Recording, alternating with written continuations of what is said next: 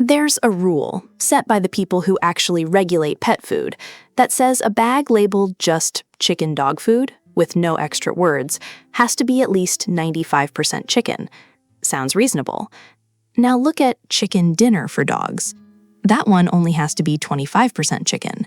Same word, same picture of the happy chicken on the front, completely different bag. It gets dumber. Dog food with chicken, that's 3%. 3. And chicken flavor dog food doesn't have to contain any actual chicken at all. It just has to taste vaguely chickenish to a dog, which, isn't a high bar. This is called the 95-25-3% rule, plus the flavor rule. AAFCO writes it down in plain English. It's not hidden.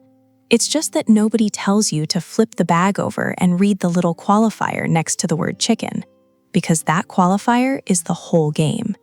So when you're standing in the aisle and you see a bag screaming, chicken, real chicken, farm-raised chicken, and there's a photo of, a chicken frolicking in a meadow, the part that actually decides what's in the bag is the tiny phrase wrapped around the word chicken.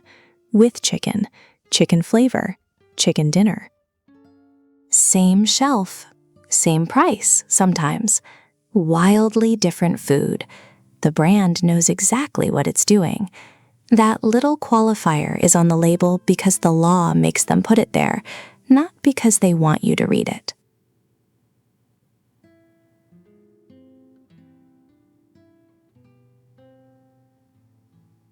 Premium doesn't mean anything. Like legally in pet food, the word premium has no definition. Anyone can put it on any bag. The cheapest, lowest quality kibble in the store can call itself premium, and no regulator anywhere will say a word about it. Same with super premium, ultra premium, and the ever-popular holistic, which I genuinely love, because holistic isn't even a food word, it's a vibe. Gourmet? No definition. Human grade? Has a definition, but it's so narrow that almost nothing on the shelf actually qualifies, and brands use it loosely anyway. Natural technically does have a definition from AAFCO. It's supposed to mean no chemically synthesized ingredients, with some exceptions for vitamins. Sounds good. The catch is that natural doesn't mean healthy, doesn't mean high quality, doesn't mean the meat is good meat. Roadkill is natural. I'm not saying there's roadkill in the bag. I'm saying the word is doing a lot less work than you think it's doing. And then there's made with real meat, which, okay, real meat, as opposed to what? Fake meat? Imaginary meat? The phrase exists to make you nod along and feel reassured, and that's pretty much the whole job. Honestly, the front of a pet food bag is basically a billboard. It's marketing. The only words on the whole package that actually have to be true in any specific sense are the ingredient list and the guaranteed analysis, and those, naturally, are printed in size 4 font on the back.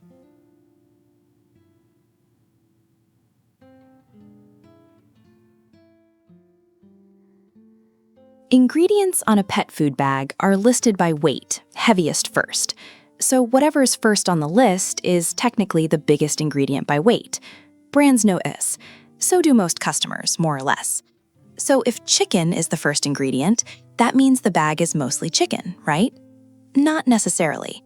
Say a brand wants chicken to look like the number 1 ingredient, but they actually want to use a ton of corn because corn is way cheaper.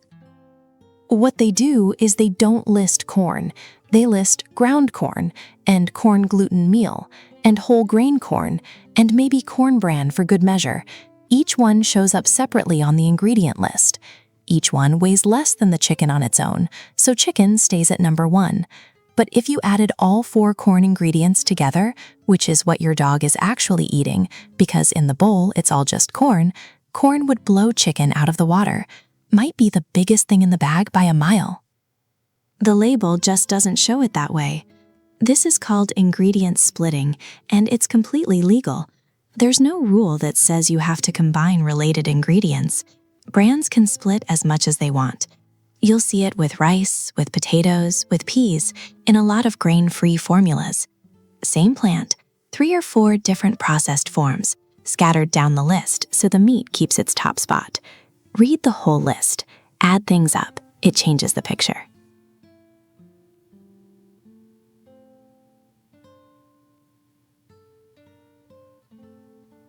Meat byproduct sounds bad, and most people assume it's the worst stuff in the bag. You're probably thinking eyeballs and hooves and beaks and whatever. Stuff you wouldn't eat. Stuff that sounds gross when you say it out loud. The reality is a little more boring. Byproducts, by AAFCO's definition, are the parts of an animal that aren't muscle meat.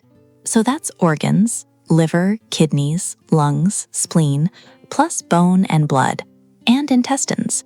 It excludes hair, horns, teeth, and hooves. So, no hooves. The hoof thing is sort of a myth. Funny enough, organs are actually really nutritious for dogs. Liver is loaded with vitamins. A wild canid eating a kill is going for the organs first, not the steak. So in theory, byproducts can be genuinely good food. In practice, the category is so loose that you have no idea what you're getting. Because the word byproduct doesn't tell you which animal it came from. Meat byproduct. What meat? Cow? Pig? Something else? It also doesn't tell you the grade. The rendering industry takes in animals from all over. Slaughterhouse trim, dead stock from farms, sometimes worse. And once it all goes through the renderer, it comes out as a generic brown protein labeled meat byproduct meal and sold cheap. Named byproducts, like chicken byproduct meal, are at least specific to one animal. You at least know what protein you're dealing with. That's a step up. Generic meat anything is the part of the label to be skeptical of.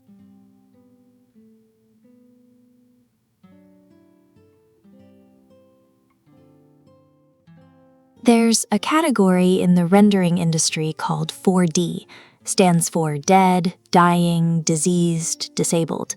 And yeah, it means exactly what you think. Animals that died before reaching slaughter, livestock too sick to enter the human food supply, anything that came in already broken. They get sent to a renderer, cooked down into a powder, and that powder can legally end up in pet food. Now, before you panic and toss the bag, let me back up. Not every brand uses this stuff. The really cheap store brand kibble? Way more likely.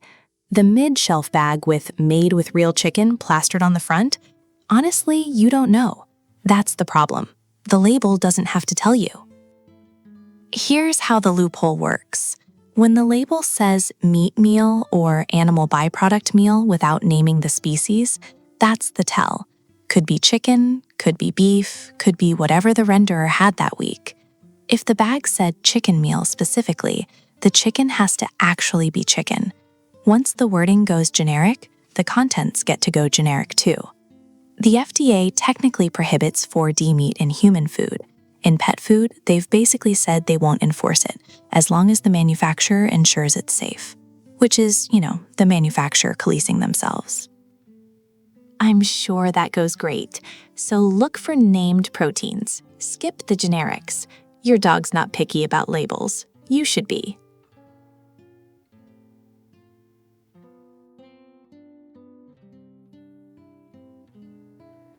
Pick up a bag where the first ingredient is deboned chicken.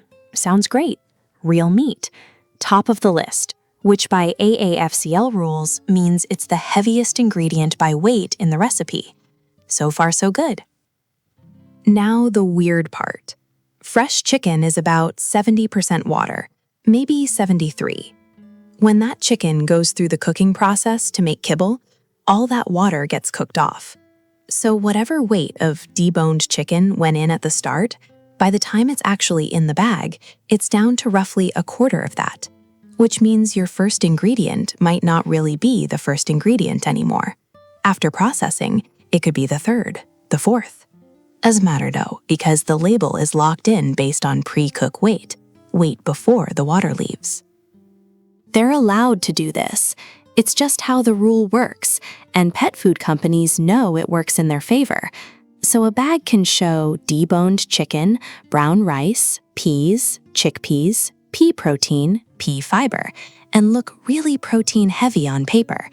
In the actual finished kibble, the chicken's been reduced to almost nothing, while the plants stayed dry to begin with and didn't shrink at all. So you're feeding your dog mostly peas, with a chicken-flavored memory. Which is fine if that's what you want. Probably not what the front of the bag was telling you, though.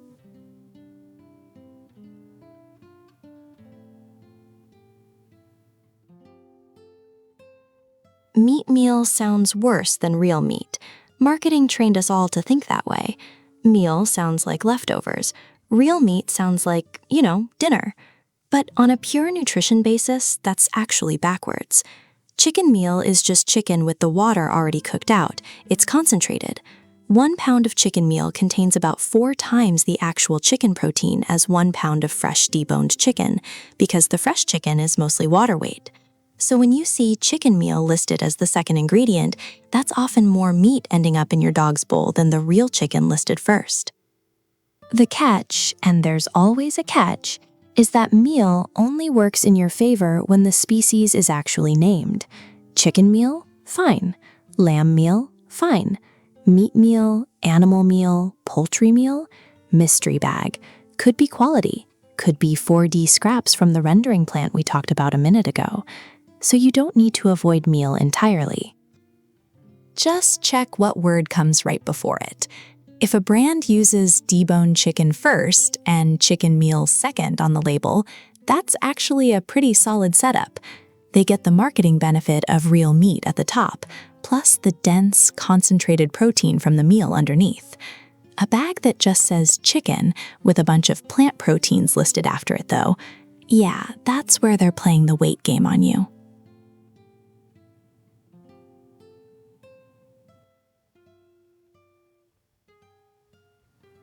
They literally take the same ingredient, split it into 3 different forms, and list each one separately, so none of them shows up as ingredient number 1. That's the trick. That's the whole trick. Cornmeal, ground corn, corn gluten meal, all on the same label, all from corn. Add them together and corn is the biggest thing in the bag. Listed separately, chicken stays at the top, and corn looks like a supporting role. Same game with peas. Pea protein, pea fiber, pea starch, whole peas. Same plant, different names. Suddenly, the protein number on the bag looks impressive, except a big chunk of that protein is coming from peas, not from anything an actual carnivore would choose to eat. Byproducts are a different story. People hear byproduct and assume trash, but chicken liver is a byproduct, so is heart. Dogs would eat those parts first if you handed them a whole chicken. The issue is when the label just says byproduct meal, with no species and no specifics. You're back in mystery territory then. Could be organ meat, could be feet and feathers ground up technically, and then there's the truly cosmetic stuff, caramel color, so the kibble looks more meat brown to you. The dog doesn't care. Dogs don't care what color food is. That's a marketing ingredient, added to a bag of dog food to make a human feel better about buying it. Which, when you think about it, tells you exactly who the label is really written for.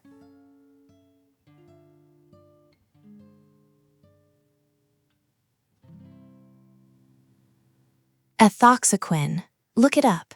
It started out as a rubber stabilizer, the stuff they put in tires to stop the rubber cracking. Monsanto patented it in the 50s. Then somebody figured out it also kept fats from going rancid, and now it's in a chunk of the dry food on the shelf, mostly tucked inside the fish meal before the kibble company even gets it, which means it doesn't have to show up on the bag. Convenient. Then you've got BHA and BHT. California's Prop 65 lists BHA as a possible carcinogen. The European Union banned it in human food years ago. Still allowed in dog food in the US. Same with propylgallate, which is on the same kind of watch list. None of these are sneaking in. They're added on purpose because they're cheap and they keep the fat in the bag from going off for like a year and a half on a warehouse shelf. The pushback you'll hear is, well, the dose is too low to matter. Maybe, maybe not. The thing is, your dog isn't eating this on a Tuesday and switching to salad on Wednesday. They're eating the same bag every day for years. That's the part that bugs me. The low-dose math kind of falls apart when the exposure is, every meal of their entire life. Mixed tocopherols, rosemary extract, vitamin E, those exist. They work. They're just more expensive.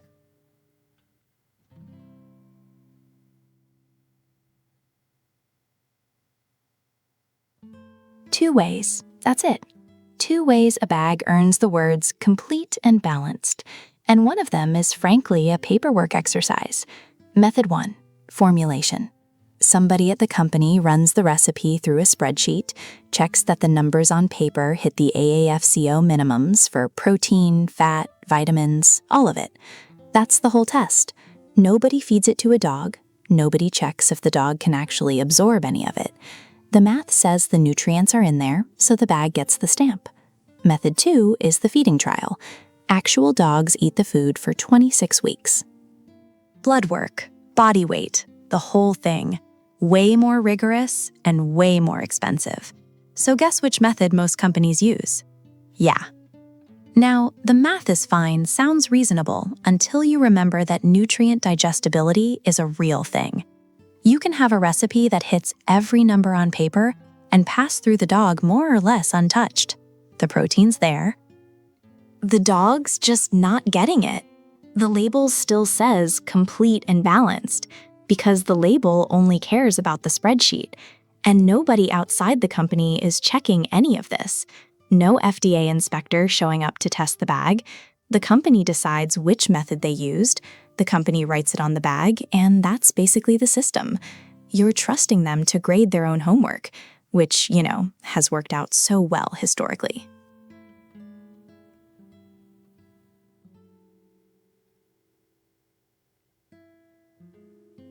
It stands for the Association of American Feed Control Officials.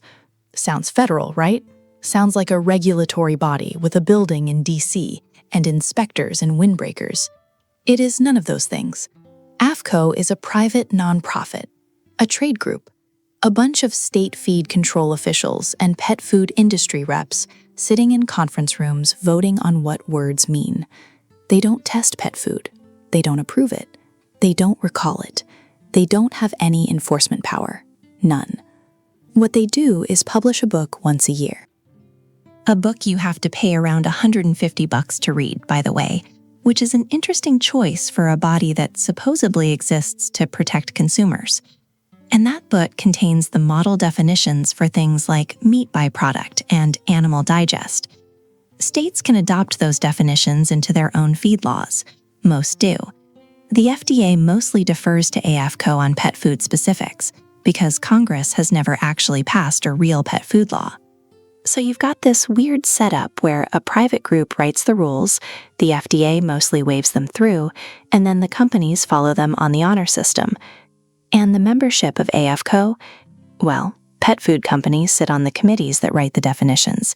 They literally help decide what chicken meal is allowed to mean.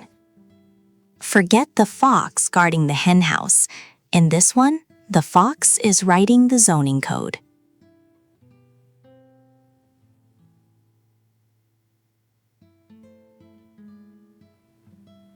The industry term is 4D meat, stands for dead, dying, diseased, and disabled. Animals that didn't make it to the human food chain because something was wrong with them. Cattle that collapsed before slaughter, pigs that died in transport, chickens that didn't survive the truck ride. All of that gets shipped to a rendering plant, ground up, cooked down, and turned into what eventually shows up on a label as meat meal or animal fat. And it doesn't stop there. Rendering plants also take in roadkill in some states, restaurant grease, expired supermarket meat, plastic wrap and all, because the wrap gets melted off in the cooker. In some cases, euthanized animals from shelters and vet clinics. The FDA actually confirmed this back in the late 90s when they kept finding pentobarbital, the drug used to euthanize pets, in tested batches of dog food. Their position was, more or less, the levels are too low to harm a dog, which is, a position to take. Now, not every brand uses rendered material. The fancier ones don't, or at least claim not to. But meat meal with no species named? That's the giveaway. If the bag just says meat meal or animal fat instead of chicken meal or beef fat, it almost certainly came out of a rendering plant, and the company doesn't know, or doesn't want to tell you, what was in it. Read the species. If it's not named, that's the answer.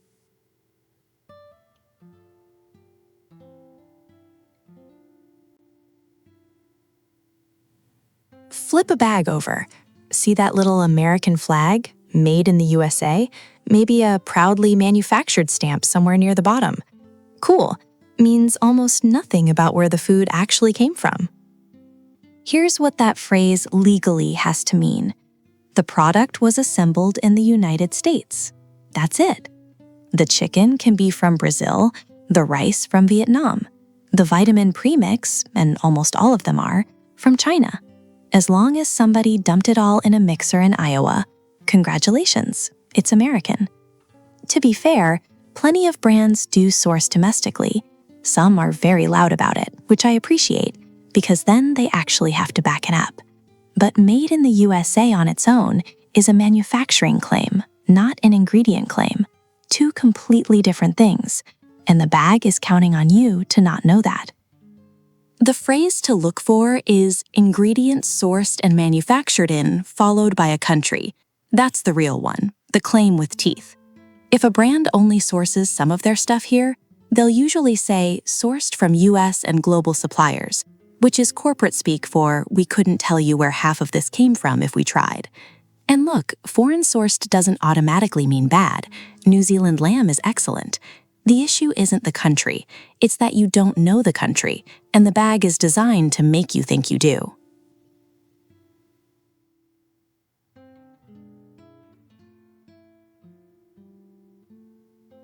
Animal fat. That's it. That's the whole ingredient. No species, no source, no nothing, just animal. And legally, that's fine. When a label specifies the animal, chicken fat, beef tallow, salmon oil, the company is committing to a single species. Means they have to source it consistently, test it, stand behind it.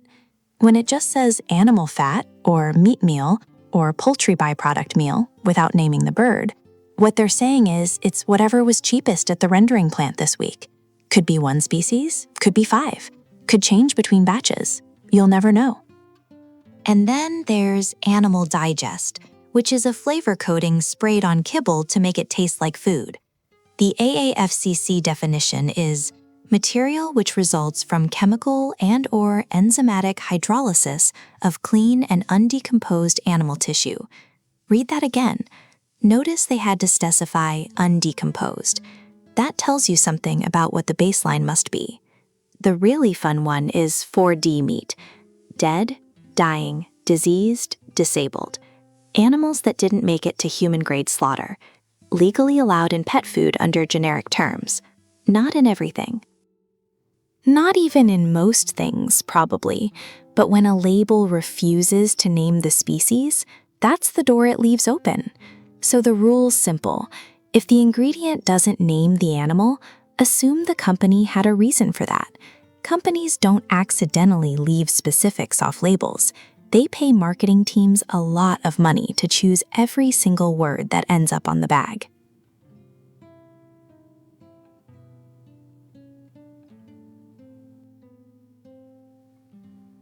BHA and BHT.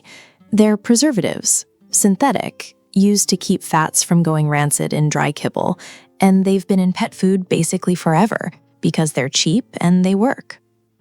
The problem is, the National Toxicology Program lists BHA as reasonably anticipated to be a human carcinogen.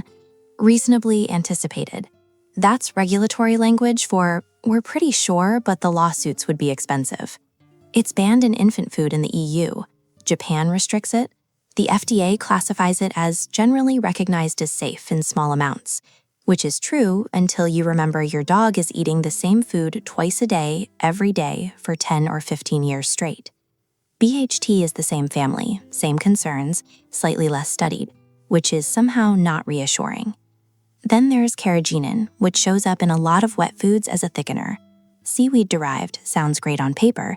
The issue is something called degraded carrageenan that can form during digestion and has been linked to gut inflammation in animal studies.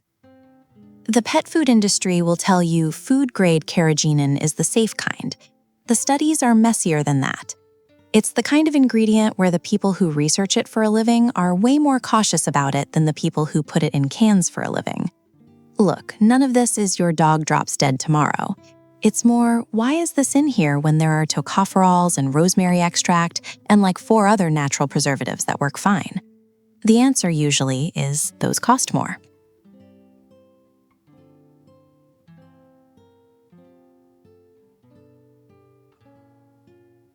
Crude protein, minimum 26%. Crude fat, minimum 15%. Crude fiber, maximum 4%. Moisture, maximum 10%. Looks like data, doesn't it? That little box on the back of the bag, the guaranteed analysis, is not really data. It's the bare minimum the company is legally agreeing to. First trick, crude protein measures nitrogen, not actual digestible protein, which is how the melamine scandal happened in 2007. Companies in China spiked wheat gluten with melamine because it's nitrogen-rich, and the protein number on the test came back high. Dogs and cats died. The number on the label didn't change. That's how loose the measurement is. Second trick is the dry matter problem. A kibble that says 26% protein and a wet food that says 10% protein, the wet food is actually higher in protein per bite because the wet food is 78% water, and once you do the math on a dry matter basis, that 10 becomes more like 45, but almost nobody does the math. So wet food looks like it's got less protein than it does, and dry food looks like it's got more. And then minimum and maximum mean exactly what they say. The bag promising 26% minimum protein could be 30, could also be 26.1, same label either way. The honest brands publish what's called a typical analysis. Actual averages from actual batches, not just the legal floor. If a company won't share that, it's because the floor and the ceiling are uncomfortably close together.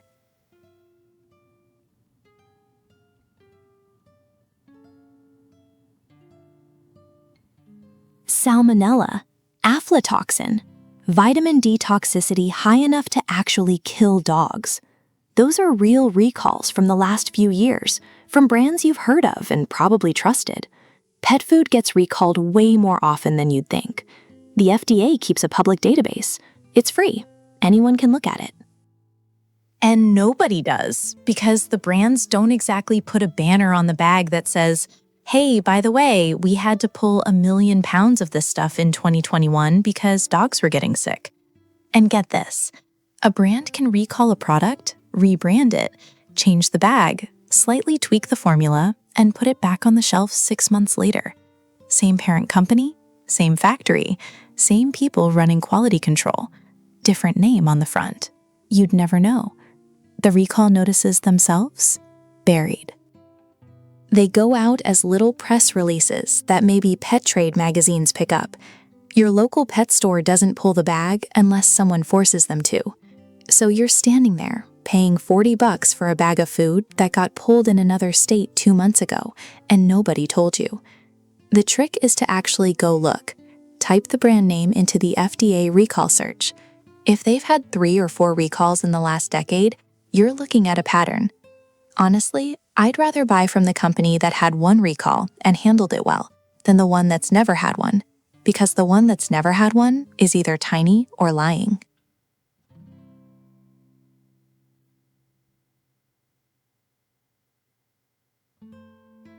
Feed-grade meat can include animals that were already dead before they got to the slaughterhouse, diseased, disabled, dying, or just plain dead. There's an industry term for it, 4D meat, 4Ds, look it up. That meat can't legally be sold for humans, but it can absolutely end up in your dog's bowl, processed, rendered, ground down into something called meat meal, and labeled in a way that sounds, if you don't know better, kind of premium. Human grade is different. To call a product human grade, Every single ingredient, every one, has to be edible for humans, made in a human food facility. Stored, handled, transported the way human food is. The standard is way higher. It's also way rarer than you'd think. Most bags that say made with quality ingredients or restaurant quality or farm fresh are not human grade. They're feed grade with nice photography. And look, feed grade isn't automatically poison. There are perfectly fine feed grade foods. The problem is the gap between what the bag implies and what's actually in there. A bag with a picture of a roasted chicken and rosemary on a wooden cutting board, that's marketing. The chicken inside might have been a bird that died of pneumonia in a cage and got rendered into pellets. If you want human grade, the bag will say it explicitly, those exact words. If it doesn't say human grade, assume it isn't. That's the whole rule.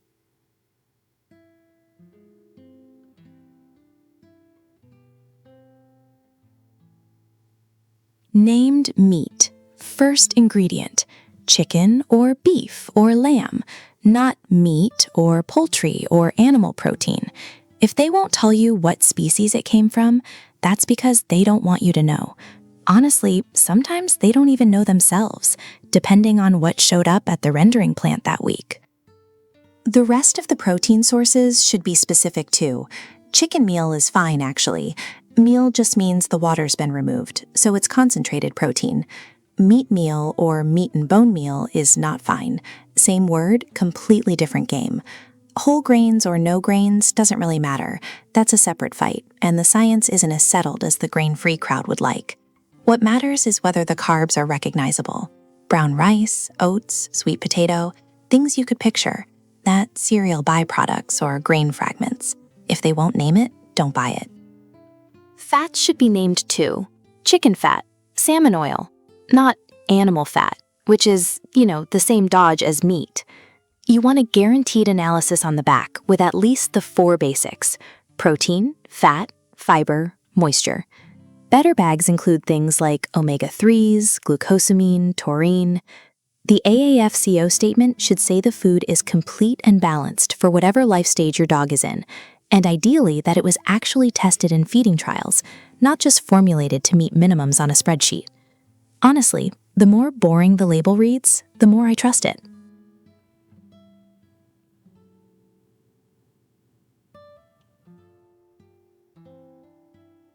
Flip the bag over. Forget the front exists.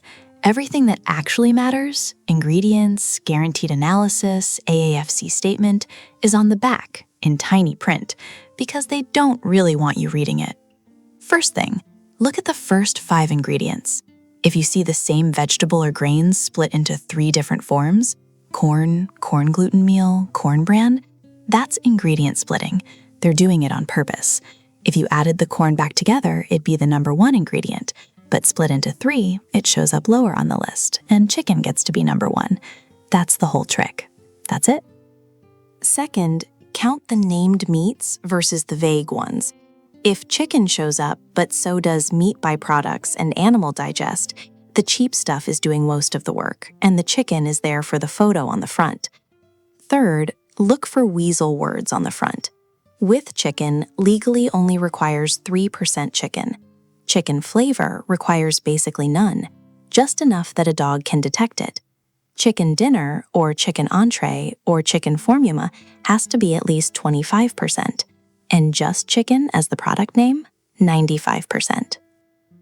Same protein, 4 totally different rules, depending on one word. Fourth, the AAFC statement.